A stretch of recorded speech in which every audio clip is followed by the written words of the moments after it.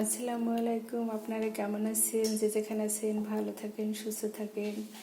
আর রমজানে আপনারা নির্ভেজাল খাবার খান, হোমমেড তৈরি করে খাবার খান। এই দুটো ধুন্দুল আমার বাবলির গাছে হয়েছে, বাবলির ছাদ বাগানে।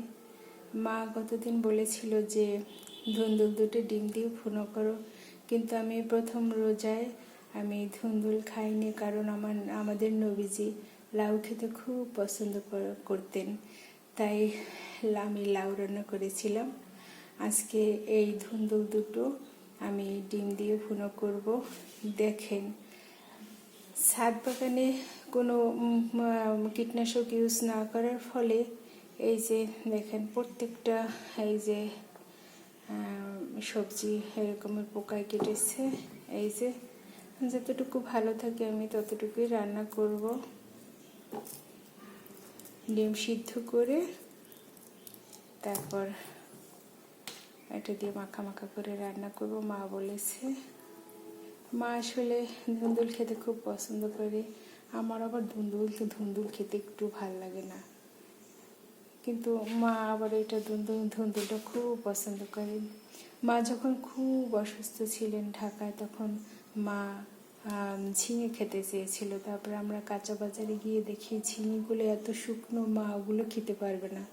তারপর আমার বাবলি বাসায় এসে তারপর সে ধুন্দুল চারা কিনে লাগিয়ে, ধুন্দুল তারপর ঝিঙে তারপর চিচিঙ্গা এগুলো চারা কিনে লাগিয়েছে।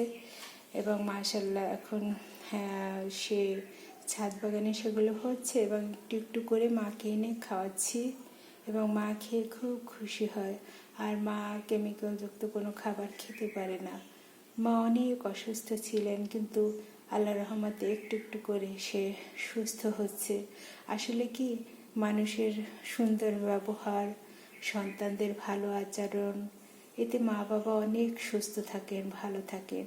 আবার সন্তানের দুর্ব্যবহারে সুস্থ মা বাবা অসুস্থ হয়ে পড়ে। তাই দয়া করে কেউ কারো মা বাবার সাথে খারাপ ব্যবহার করবেন না। তারা ভুল করলেও মা বাবার ভুল ধরতে নেই, কারণ মা বাবা তো মা বাবাই।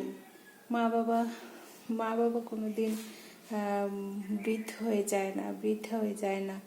বয়স তো একটা সংখ্যা মাত্র।